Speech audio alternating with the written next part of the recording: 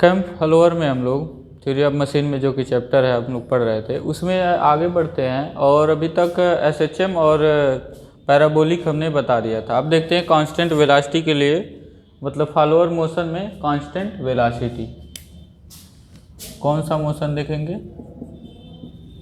Constant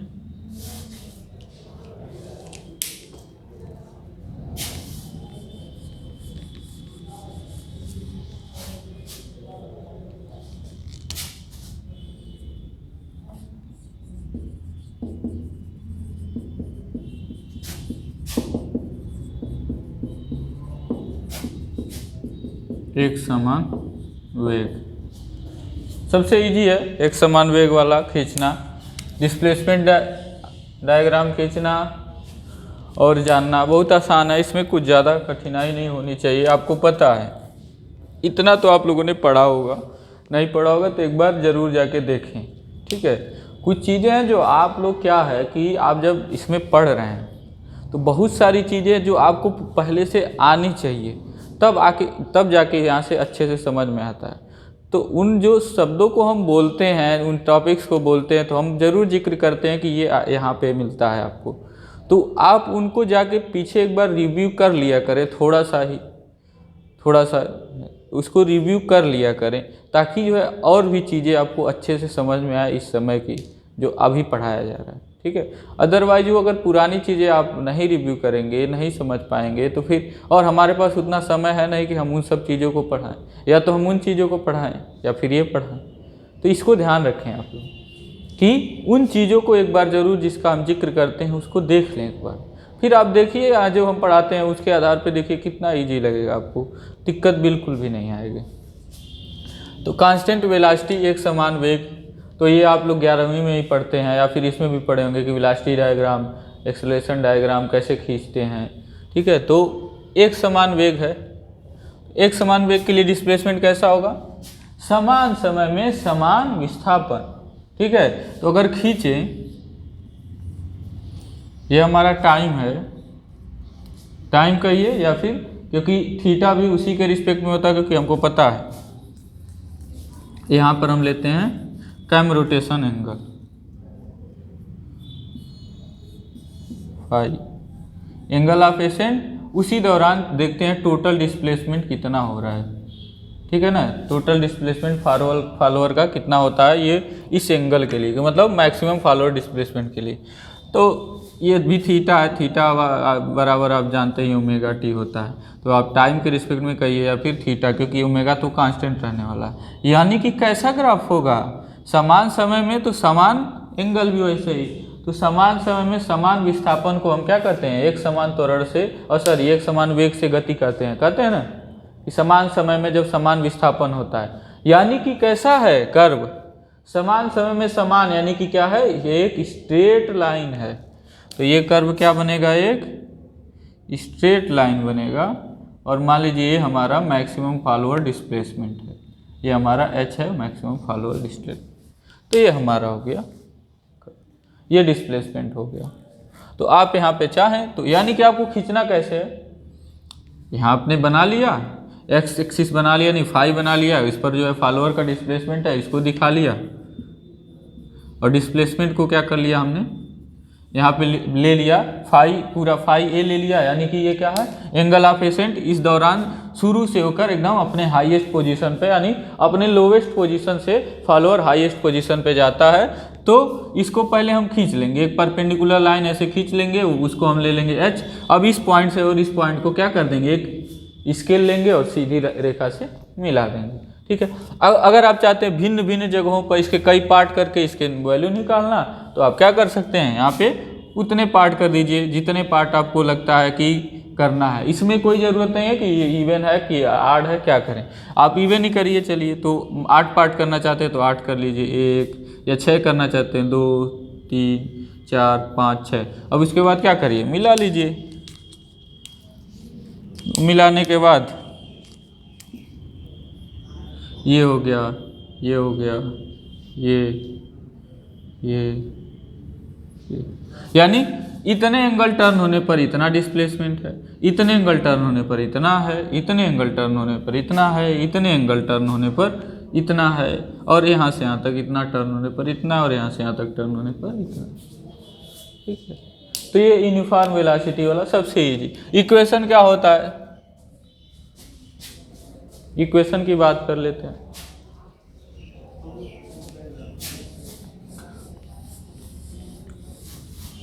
यानी कि अगर बात करें, इसमें हम रिलेशन निकालेंगे, अगर हम बात करें कि समान समय में इसके हम इक्वेशन की बात करें तो वही स्लोप वाला चीज़ लगाएंगे। ठीक है ना, तो मान लीजिए जब डिस्प्लेसमेंट एस होता है, मान लीजिए डिस्प्लेसमेंट हमारा किसी इंस्टेंट पर, मतलब किसी जगह इस बीच में, इस दौरान कहीं बीच में एस होगा, जहाँ भी आप लेना चाहें, तो अगर वो एस है और टोटल कितना है, देखिए ये जब लीनियर रिलेशनशिप होता है तो इक्वेशन कैसे बनाते हैं हम बता रहे हैं। तो क्या करते हैं आप, इक्वेशन कैसे बनाएंगे, यानी रिलेशन कैसे बनाएंगे, वो चीज़ अगर जो है एक ग्राफ आपका लीनियर हो रहा है तो, जैसे हमने पीछे भी देखा था, किसी में याद नहीं आ रहा है कौन सा वाला था, उसमें हमने रिलेशन लिया था, शायद कांस्टेंट वेलोसिटी वाला था, कि किसी में भी रहा होगा, हमने कुछ रिलेशन ऐसा, अच्छा सेमी हार्मोनिक सर्कल में हमने एंगल जब फाइंड करने के लिए किया था तो वही किया था। तो यहाँ देखिए जब एस रह रहा है, ठीक है, जब डिस्प्लेसमेंट एस होगा तो इंस्टेंटेनियस है, और मैक्सिमम डिस्प्लेसमेंट क्या है उतना लिख लीजिए, अपान मैक्सिमम डिस्प्लेसमेंट लिख लीजिए। मैक्सिमम डिस्प्लेसमेंट कितना है, एच है। ठीक है, मैक्सिमम विस्थापन फॉलोअर का एच है, इक्वल टू, अब किसमें, थीटा में, यहाँ पे इंस्टेंटेनियस एंगल क्या है, थीटा है, और इंस्टेंटेनियस डिस्प्लेसमेंट एस है, तो थीटा है। और मैक्सिमम जो हो रहा है, यहाँ पे फाई ले रहे थे हम, फाई ये तो उसमें लेंगे, एंगल ऑफ एसेंट उसमें लेंगे, तो फाई ही बस ले लेते हैं, तो यहाँ पे हो गया थीटा अपॉन फाई। कितना सिंपल है ना, एस का वैल्यू, एस का इक्वेशन मिल गया, एस में क्या हो गया, H theta upon, H upon 5 theta आप कह सकते हैं, एस थीटा अपॉन 5 कह सकते हैं, S is equal to H, theta को हम क्या लिख सकते हैं, ओमेगा टी लिख सकते हैं अपॉन 5, जहाँ ओमेगा क्या होता है ध्यान रखेंगे, कैम का रोटेशन है, एंगुलर वेलोसिटी है, एंगुलर स्पीड भी कह सकते हैं, और टी समय। तो ये हो गया हमारा, क्या हो गया, एस हो गया। ठीक है, अब इसको एक बार डिफरेंशिएट कर दे तो हमको वेलोसिटी मिल जाएगी, और वो कांस्टेंट ही है, पता ही हमको, तो v बराबर D S upon D T कर दीजिए अवकलन, तो एच ओमेगा अपॉन 5 हो जाएगा, टी का खत्म हो गया क्योंकि अवकलन करना है टी के सापेक्ष, D T upon D T क्या हो जाएगा, टी का 1 हो जाएगा, होता है ना, तो एच ओमेगा अपॉन 5 हो गया, ये हो गया हमारा वेलोसिटी, हाँ वेलोसिटी हो गया, और यही मैक्सिमम भी रहने वाला क्योंकि कांस्टेंट है वेलोसिटी। ठीक है ना, कांस्टेंट है, यानी कि मिनिमम भी यही है, मैक्सिमम भी यही है, कांस्टेंट का मतलब वही है। अब अगर वेलोसिटी कांस्टेंट है तो एक्सेलरेशन क्या होगा, 0 होगा, क्योंकि टाइम रेट ऑफ चेंज होता है। तो अगर f की बात करें तो f क्या होगा, dv अपॉन dt होगा, और dv अपॉन dt क्या हो जाएगा, 0 हो जाएगा, क्योंकि t में कोई, यहाँ पे कोई वैल्यू ही नहीं है t की, सब के सब वैल्यू क्या दिख रहे हैं, कांस्टेंट दिख रहे हैं, सब के सब नियत हैं, ये भी कांस्टेंट है, किसी भी कैम, मतलब कैम के लिए, मतलब एक कैम की बात कर रहे हैं ना, कैम बदलेंगे तो बदलेगा वो अलग बात है, लेकिन ये कैम अभी एक ही ले रहे हैं, उसके लिए तो वही है कैम, और एच ओमेगा भी वही सेम है। ठीक है, तो क्या हो गया यहाँ पे, एफ जो हो गया 0 हो गया, तो कोई एक्सेलरेशन नहीं मिलता है। ठीक है, एक्सेलरेशन 0 होता है, लेकिन एक जगह नहीं 0 होता है, वो हम ग्राफ में देखेंगे क्या होता है। ठीक है, कुछ इंस्टेंट के लिए होता है दिक्कत, इसीलिए इसको यूज नहीं किया जाता है, इस मतलब कांस्टेंट वेलोसिटी वाले प्रोग्राम को यूज नहीं किया जाता है। इस ये एक प्रोग्राम ही है, तो कांस्टेंट वेलोसिटी वाला प्रोग्राम यूज नहीं किया जाता है कैम फॉलोअर में, क्योंकि इसका क्या ड्रॉबैक है अभी देखते हैं हम लोग। तो ये हो गया, इक्वेशन हो गए। अच्छा, अब बात करते हैं हम लोग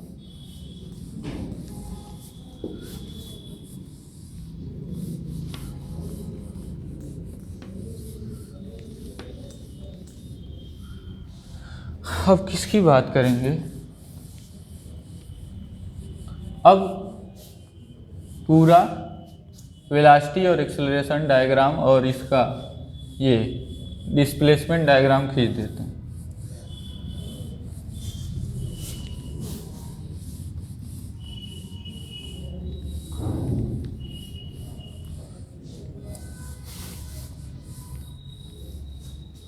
चलिए खींच के बताते हैं आपको। तो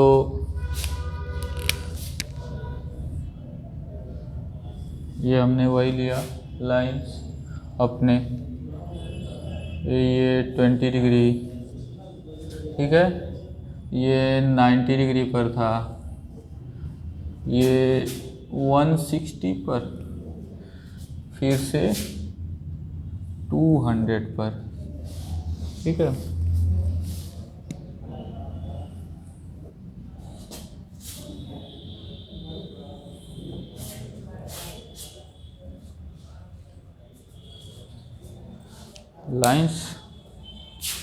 लाइंस बहुत हल्की हो रही हैं, ठीक है।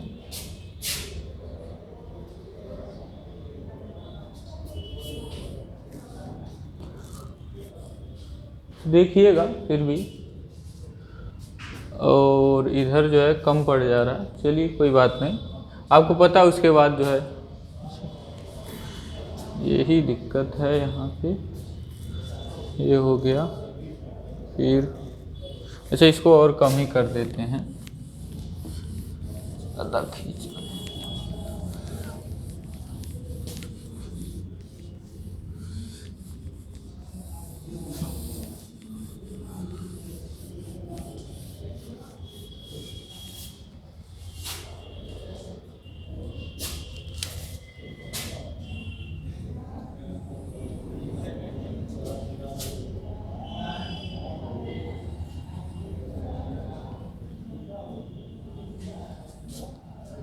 यहाँ फाइनली 360 डिग्री है ना।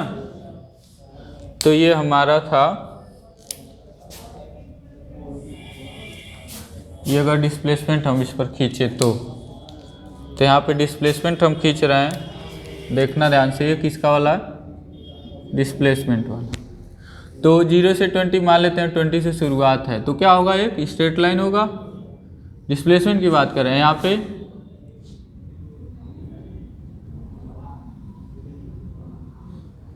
अच्छा नहीं, पूरी तरह से स्ट्रेट लाइन होगा। कहाँ तक? वहाँ तक। मिडिल में कोई दिक्कत नहीं, यहाँ पे मिडिल खींचने की ज़रूरत भी नहीं पड़ेगी, ठीक है। क्योंकि ये देखिए, पहले एंगल को डिवाइड कर लेते हैं, एंगल्स को पहले डिवाइड कर लेते हैं। ये करने की ज़रूरत भी नहीं, क्योंकि कहीं पर भी मैक्सिमम न तो वेलोसिटी है न तो मैक्सिमम डिस्प्लेसमेंट, कुछ करने की ज़रूरत ही नहीं थी, ठीक है ना। फिर भी खींच देते हैं। मेन जो है फाई ए पर ही मैक्सिमम होगा, ठीक है। तो वो क्योंकि आपने रेफरेंस ऐसा लेके चला है, तो उस रेफरेंस को हम पकड़ के चलते हैं, लेकिन दिखाएंगे आपको कि वहाँ पे दिक्कत, वहाँ पे वो करने की ज़रूरत नहीं है, ठीक है। तो ये हमारा 0, ये 20, ये हो गया 90, ये हो गया 160, ये हो गया 200, या 270, 340 और 360। है इसमें अब है क्या, यहाँ से यहाँ तक पूरा फाई है, एंगल ऑफ एसेंट। इतने में क्या हो रहा है? फॉलोअर का उत्थान हो रहा है, यानी लिफ्ट हो रहा है, ठीक है। ये क्या है? एंगल ऑफ डेल है। 2 मान रहे या 1 मान रहे, इसको 1 ही मान लीजिए, कोई दिक्कत नहीं। ये 1 है। फिर यहाँ से यहाँ तक क्या हो रहा है? एंगल ऑफ डिसेंट, डिसेंट यानी नीचे आ रहा, डिसेंसी हो रही इसकी। यहाँ से यहाँ तक क्या है? एंगल है ये, और फाइनली यहाँ तक, ठीक है। 40 डिग्री का है, 20 डिग्री यहाँ पे, 20 डिग्री यहाँ पे, ठीक है। जनरली ये हमेशा तो थोड़ा पतला होना चाहिए, हम ज़्यादा ही बना देते हैं क्योंकि लिखना पड़ता है ना, तो बना देते हैं, कोई दिक्कत नहीं। अब इसके बाद क्या हो रहा है, फॉलोअर का क्या हो रहा है, यहाँ से लेकर यहाँ तक ये क्या बन रहा है, स्ट्रेट लाइन। ठीक है,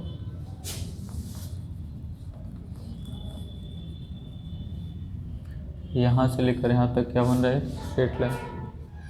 फिर क्या हो रहा है, ड्यूल, कोई दिक्कत नहीं। फिर से क्या होगा, फॉलोअर नीचे आएगा, ठीक, और फिर से ड्यूल ही रहेगा।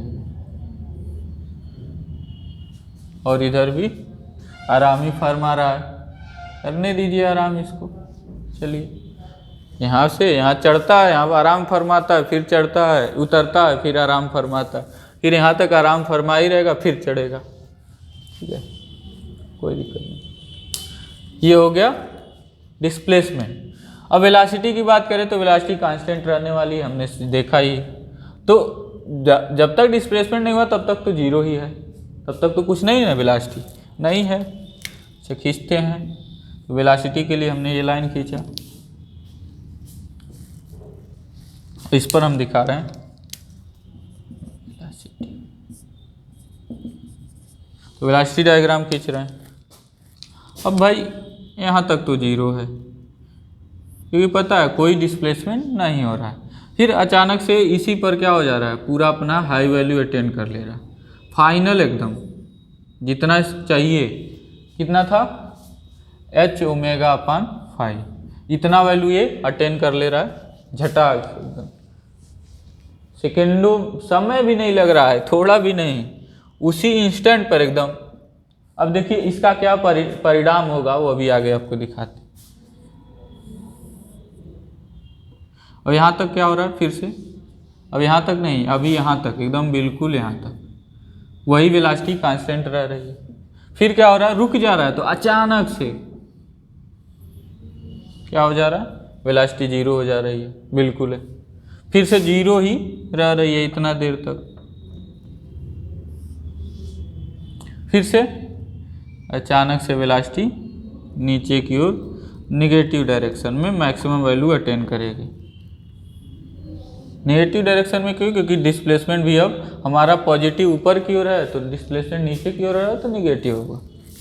और फिर ये यहाँ तक चलती ही रहती है, अपना मज़े में चलती रहेगी। फिर से क्या हो गया, अचानक से जीरो,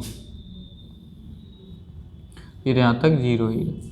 तो ये हमारा हो गया वेलोसिटी डायग्राम, हो गया। अब बात करते हैं इसमें एक्सेलरेशन की, ठीक है। अब एक्सेलरेशन के लिए हम खींचते हैं एक लाइन।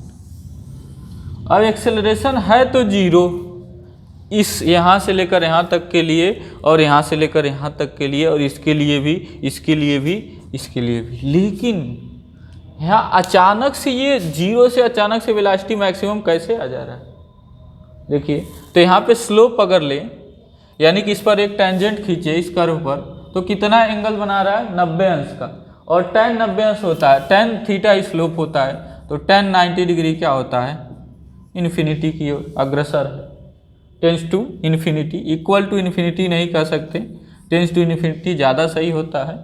यानी कि एक्सेलरेशन यहाँ पे क्या हो रहा है, और ये ऊपर की ओर है तो पॉजिटिव वैल्यू में, देखिए क्या हो रहा है, एक्सेलरेशन एकदम जो है बहुत हाई हो जा रहा है। अब एक्सेलरेशन इतना हाई होने की वजह से सोचिए, इनर्शिया फोर्स माइनस ma, ठीक है। एक्सेलरेशन इन्फिनिटी है तो हाई वैल्यू का इनर्शिया फोर्स भी इनफाइनाइट, यानी झटका बहुत तेज लगता है, कैम पर झटका बहुत तेज लगता है, ठीक है ना। तो ये बिल्कुल भी डिजायरेबल नहीं है किसी भी मशीन कंपोनेंट में, ठीक है। तो इसलिए इसका प्रैक्टिकल यूज नहीं होता, ठीक है, क्योंकि यहाँ पे झटका बहुत तेजी से लगेगा। पॉजिटिव डायरेक्शन में यहाँ पे है, यहाँ पे झटका नेगेटिव डायरेक्शन में होगा,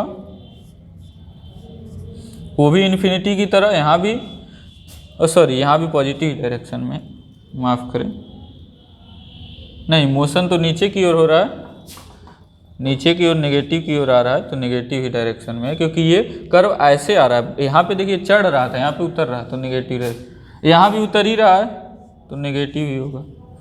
तो ये माइनस इन्फिनिटी नेगेटिव में फिर भी क्या हुआ, अब यहाँ फिर चढ़ रहा है तो यहाँ पे क्या हो जाएगा पॉजिटिव, पॉजिटिव में। तो क्या हो रहा है, दो जगहों पर ऊपर की ओर बहुत तेज झटका लग रहा है और दो जगहों पर नीचे की ओर, यानी कि ये डिजायरेबल नहीं है, इनफाइनाइट नंबर सोचिए, ठीक है, इनफाइनाइट नंबर्स। तो एक्सेलरेशन का ये हाल है यहाँ पे, ठीक है, एक्सेलरेशन का कुछ ये हाल है यहाँ पे। देखिए यहाँ पे किया क्या जा रहा है, एक चीज़ और, ये ऐसा क्यों बनाया जा रहा है, हमने थोड़ा इसमें गलती किया, इसको हम समझा दे रहे हैं आपको।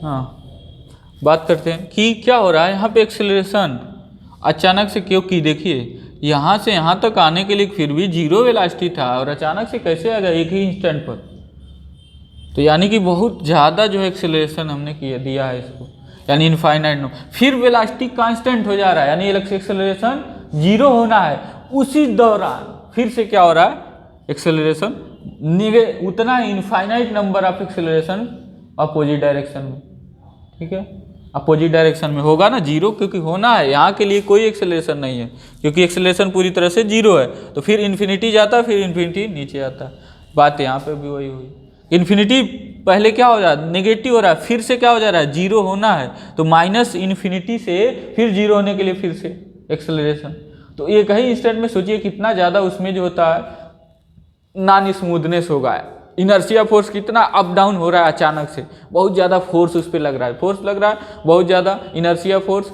अब जर्क भी देखेंगे तो जर्क भी वैसे ही रहेगा, झटका लगेगा बहुत ज़्यादा, तो इसलिए ये जो होता है, ये वाला मोशन जो है क्या होता है, ये वाला मोशन अप्लीकेबल नहीं है एक तरह से, ठीक है, एक तरह से ये वाला मोशन अप्लीकेबल नहीं, ठीक। चलिए, प्रैक्टिकल इम्प्लीकेशन नहीं है इसका, प्रैक्टिकली यूज नहीं किया जाता क्योंकि बहुत ज़्यादा जो है दिक्कत हो जाएगी इसको यूज करने से। अच्छा, अब बात कर लेते हैं आपके थोड़ा सा कि कैम प्रोफाइल आप लोग कैसे खींचेंगे, कैम प्रोफाइल कैसे खींचेंगे। तो आप लोग क्या करेंगे, हम समझा दे रहे हैं, आप लोग कोई बुक फॉलो कर लेंगे, ठीक है, जो भी बुक आपके पास होगा, और उसके बस एग्जाम्पल सॉल्व कर लेंगे, ज़्यादा नहीं, 2-3 एग्जाम्पल सॉल्व कर लेंगे, उतना हो जाएगा। लेकिन आप लोगों के लिए यही है कि एग्जाम में अगर पूछा है, न्यूमेरिकल पूछता है तो कैम प्रोफाइल नहीं पूछेगा, कैम प्रोफाइल ड्रा करने के लिए, कैम प्रोफाइल ड्रा करने में समय भी लगेगा, वैसे नहीं भी लगेगा उतना नहीं, लेकिन एक बार आपको प्रैक्टिस रहेगा तब नहीं लगेगा, उस तरह तो लगेगा ही समय। तो बेसिकली ये फॉलोअर मोशंस भी इम्पॉर्टेंट हैं, कैम फॉलोअर वैसे इस चैप्टर से ज़्यादा नहीं पूछता, वैसे ही पूछता है कि कैम और कैम एंड फॉलोअर क्या होते हैं। अब इनके बताइए कि इनके टाइप क्या है, कैम के या फिर फॉलोअर के टाइप, ठीक है। मोशन सारा डिस्क्राइब करने के लिए तो ज़्यादा ही नंबर में पूछेगा। अब पढ़ तो लिए हैं आप लोग, तैयार रखेंगे हर चीज़। अच्छा, अब कैम प्रोफाइल कैसे खींचना है ये हम बताते हैं।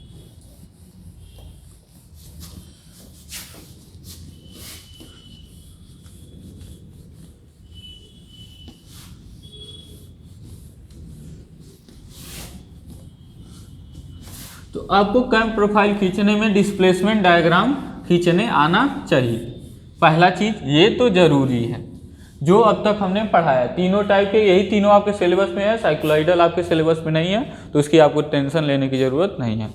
तो एसएचएम हो गया, या फिर पैराबोलिक पूछा, या फिर कांस्टेंट वेलोसिटी वाला पूछा, ठीक है। तो इनमें से सबसे ज़्यादा कौन सा इंपॉर्टेंट है, एसएचएम वाला, सबसे ज़्यादा इंपॉर्टेंट एसएचएम वाला। जनरलाइज फॉर्म का है तो साइक्लोइडल जो मोशन होता है वो परफेक्ट होता है डिजाइन के कंसिडरेशन, ठीक है ना। तो सबसे ज़्यादा साइक्लोइडल मोशन यूज किया जाता है, लेकिन आपके में है ही नहीं, ठीक है। तो साइक्लोइडल जो होता है वो सबसे ज़्यादा प्रैक्टिकल यूज में किया जाता है, साइक्लोइडल मोशन, क्योंकि वहाँ पे जो शुरुआत में जो भी एक्सेलरेशन वगैरह जर्क वगैरह इनफाइनाइट हो रहे हैं उनको नेग्लेक्ट किया जाता है स्मूथनिंग द्वारा, ठीक है। तो इसकी बात अब छोड़ते हैं, आगे बढ़ते हैं आपके जो सिलेबस में जितना उतना। अच्छा, तो कैसे आप कैम प्रोफाइल ड्रा करेंगे? तो सबसे पहले आपको डिस्प्लेसमेंट डायग्राम खींचने आना चाहिए। तो एक क्वेश्चन हम ले लें, चलिए एक क्वेश्चन हम लेते हैं, क्वेश्चन हम पढ़ते हैं, ठीक है। आप लोग लिख लीजिएगा या फिर समझिएगा, लिखते चलिएगा। क्वेश्चन हम एक पढ़ते हैं।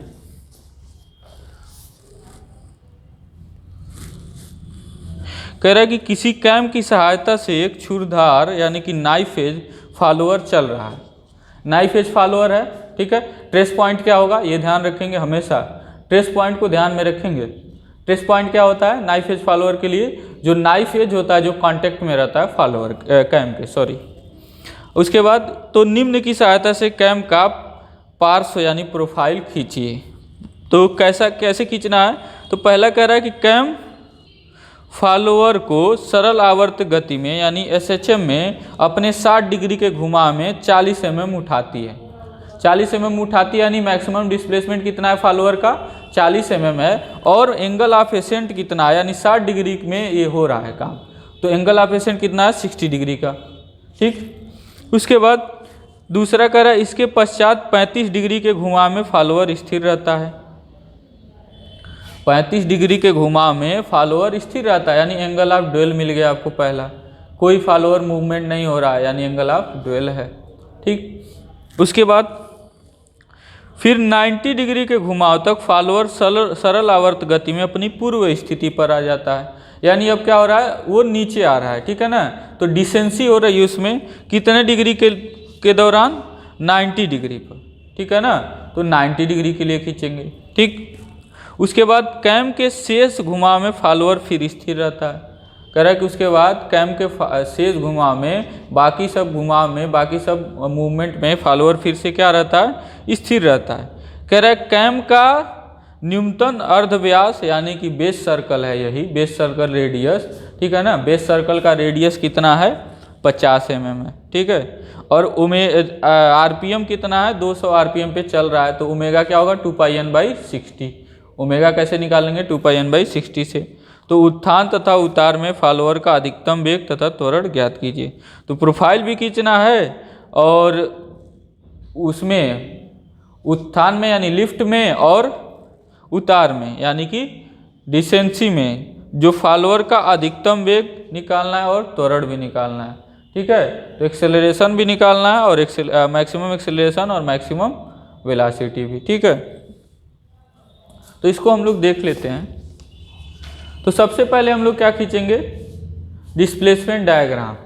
तो डिस्प्लेसमेंट डायग्राम खींचने के लिए हमने बताया हुआ है SHM है, तो SHM का कैसे खींचते हैं?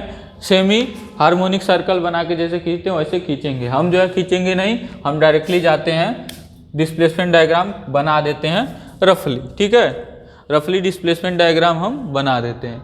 तो बात करेंगे जब डिस्प्लेसमेंट डायग्राम, तो पहले हमको ये डिफाइन करना होगा कि एंगल ऑफ एसेंट वगैरह सब कितना है, ठीक है ना।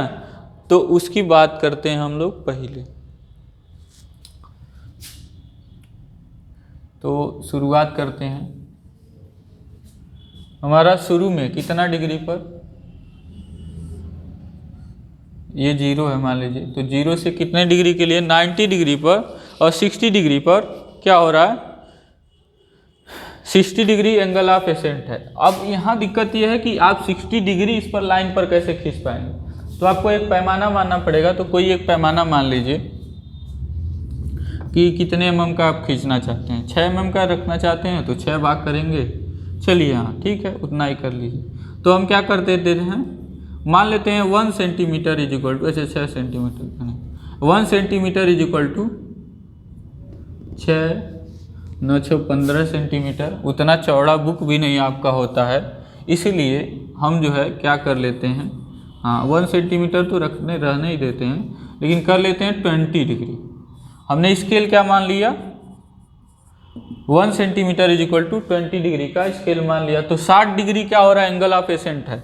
तो 60 डिग्री खींचने के लिए कितना सेंटीमीटर, 3 सेंटीमीटर है ना।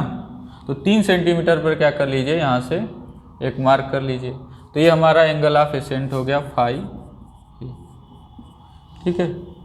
उसके बाद ड्यूल की बात करते हैं, कितना डिग्री तक ड्यूल होता है, डिग्री है आपका 35 डिग्री तक ड्यूल होता है। तो 35 डिग्री तक ड्यूल होता है, तो 35 डिग्री खींचने के लिए क्या करना पड़ेगा हमको, 20 से उसको डिवाइड करें 35 को, तो हो गया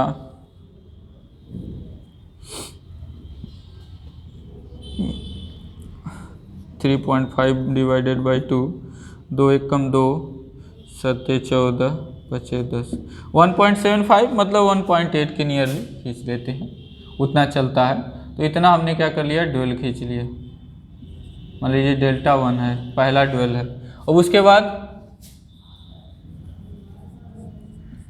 बाद हम क्या लेंगे, उसके बाद डिसेंट, एंगल ऑफ डिसेंट कितने का है, 90 डिग्री का।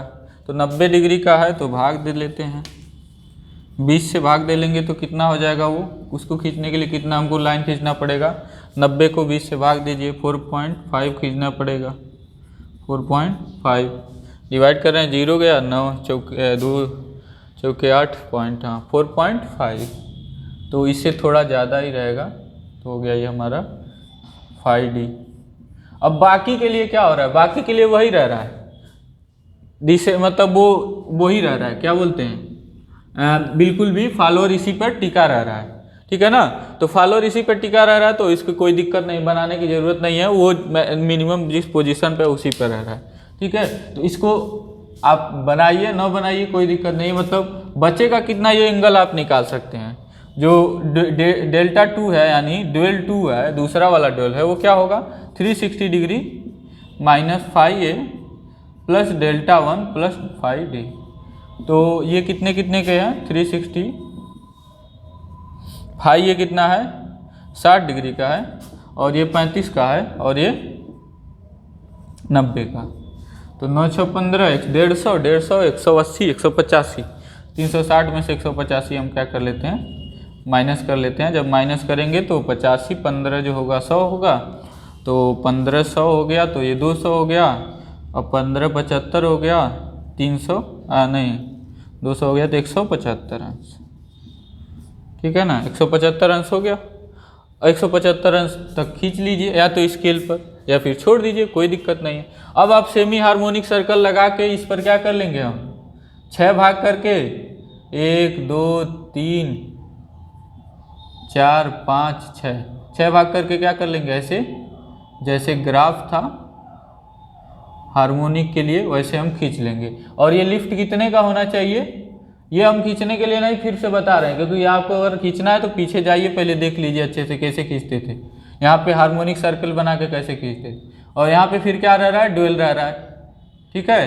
यहाँ पे फिर क्या कर रहा है, ड्यूल रह रहा है। फिर से क्या हो रहा है, उसी तरह से हार्मोनिकली ये मोशन हो रहा है, और यहाँ पे आके अब इसमें भी चाहे तो 6 पार्ट कर लीजिए, 1 2 3 4 5, मतलब वो 6 पार्ट आप किए रहेंगे तभी खींच पाएंगे, ठीक है ना। वो 6 पार्ट हम बाद में खींच रहे हैं, मान लीजिए यही 6 पार्ट हैं।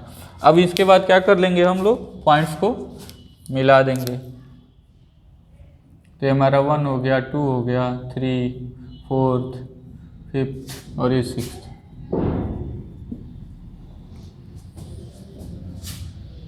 अब ये इस पर जो है कोई स्केल मत लीजिएगा, क्योंकि कितने mm का है, लिफ्ट 40 mm का है, तो 4 सेंटीमीटर वही खींच लेंगे, कोई ज़रूरत नहीं है कि उसे कम अधिक करें, क्योंकि 4 सेंटीमीटर हम खींच सकते हैं। स्केल उसके लिए बनाने की ज़रूरत नहीं है। और फिर ये 6 पर ही रहेगा, मतलब 6 डैश जिसको आप कह सकते हैं। फिर वापस आ रहा है 5 डैश, फिर वापस आ रहा है 4 डैश, 3 डैश, 2 डैश, 1 डैश, फिर 0 डैश, यानी 0 और आ गया, फिर से वापस। तो अब इसका मतलब कैम प्रोफाइल कैसे खींचते हैं? डिस्प्लेसमेंट तो हमको मिल गया, जो है आप ऐसे खींचेंगे, ध्यान दीजिए, बता ही देते हैं। यहाँ सेमी हार्मोनिक सर्कल, ये थर्ड पर हो गया, यहाँ पे मतलब बीचों बीच से हो गया ये तीसरा वाला पॉइंट, और ये क्या करेंगे हम इसको 6 बराबर भाग में बांटे हैं, 1 2 3, फिर 1 2 3। अब इसके बाद हमने क्या किया, सबका प्रोजेक्शन खींचा है, यहाँ पे मिला है, ठीक है ना। और इसी को आगे बढ़ा देंगे तो यहाँ पे भी मिलेगा वही लाइन, ठीक है। यहाँ पे ये नहीं है कि एक बनाना पड़ेगा, वही लाइन क्या कर देंगे, आगे बढ़ा देंगे तो यहाँ पे मिलेगा। इसी को आगे बढ़ा देंगे, 5 ये 6 है, ये 5 है, ये 4 है, ये 3 है, इसी को आगे बढ़ा देंगे, मिल जाएगा, ठीक है, उसमें कोई दिक्कत नहीं। अब बात करते हैं इसमें कैसे खींचेंगे, देख लेते हैं। अब इसमें कैम प्रोफाइल कैसे खींचेंगे, तो सबसे पहले हम लोग बनाएंगे बेस सर्कल। कितने का है बेस सर्कल?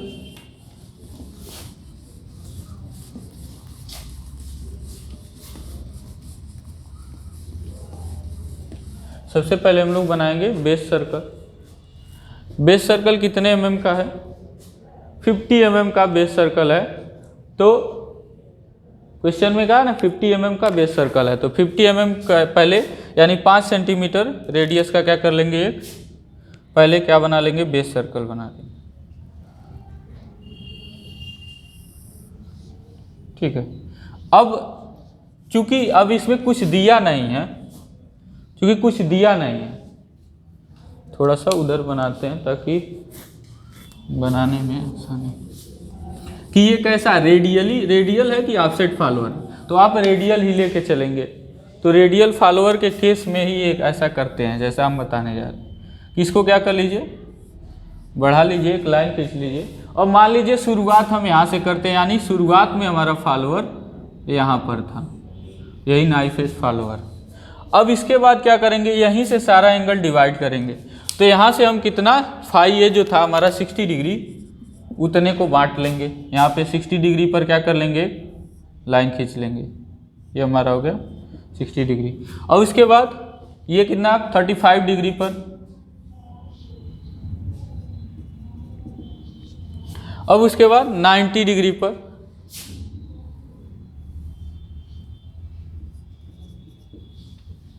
ठीक है। अब इसको क्या कर लेंगे, इन सब को हम आगे बढ़ा लेंगे, और इसको आप अपने स्केल में लीजिए, 60 डिग्री है, इसको बांटना है, कितने भाग में बांटे थे, 6 भाग में, तो आप अपने क्या करिए, उससे लेकर के 10-10 डिग्री पर क्या कर लीजिए, बना लीजिए, 10-10 डिग्री पर मार्किंग कर लीजिए, और इसको 6 भाग में बांट के बढ़ा दीजिए। तो 1 हो गया, 2 हो गया, 3 हो गया, 4 हो गया, 5 हो गया, और 6 हो गया। तो इसको बांट के बढ़ा दिया। अब यहाँ से बेस सर्कल से सब क्या है, ये डिस्प्लेसमेंट मान लीजिए, तो इससे क्या कर लीजिए, एक का क्या कर लीजिए यहाँ से,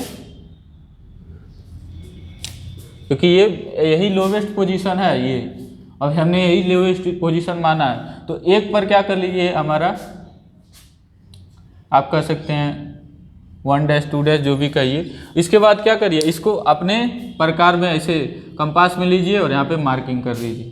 तो इस तरह से मार्किंग कर देंगे, 1 का, फिर इसी तरह से 2 का, फिर 3 का, फिर 4 का, फिर 5 का, फिर 6 का।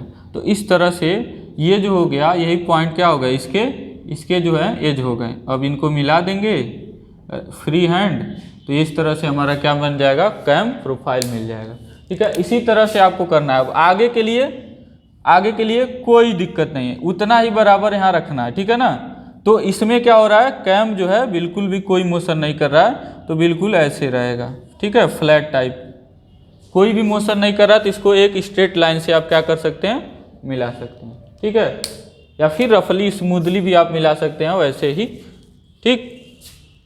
आप स्मूथली मिलाएंगे, ज़्यादा जो है स्टिफनेस नहीं रखेंगे, ठीक है, ज़्यादा मतलब ऐसे स्मूथली मिला देंगे, उतना ही जितना, क्योंकि इसमें कोई डिस्प्लेसमेंट फॉलोअर का नहीं हो रहा। अब इसको भी 6 भाग में बांट लीजिए, और इनको क्या कर लीजिए, यहाँ पे ले लीजिए, 6 भाग में बांट लीजिए, 1 2 3 4 5 और 6 भाग में बांट के फिर जहाँ जहाँ पर है आप मार्किंग कर लीजिए, ऐसे 4 का, 3 का, 2 का, 1 का जो भी है, ये हो गया 6, 5, 4, 3, 2, 1 और यहाँ पे 0। फाइनली क्या हो गया, यहाँ पर मिला दीजिए, ये आपका क्या हो गया, कैम प्रोफाइल। तो इस तरह से आपका वो हो गया कैम प्रोफाइल मिल जाएगा। इस तरह से आपका कैम प्रोफाइल मिल गया। यहाँ पे फिर से फाइनली आपका ड्यूल पोजीशन पर ही है तो ड्यूल ही रहेगा। तो इस तरह से हम कैम प्रोफाइल बना लेते हैं, ठीक है। तो अब जो है एक आध क्वेश्चन ये जो है ऐसे हो गया। अब कुछ क्वेश्चन और अगर देखा जाएगा, ज़रूरत होगी तो हम बता देंगे, जैसा आपके एग्जाम में पूछता है। अदरवाइज आपका एक चैप्टर कंप्लीट हो गया। ऐसे ही करेंगे, देखिए इसी से नापेंगे मेजरमेंट, 1, 2, 3 इस पर लेंगे, ठीक है ना।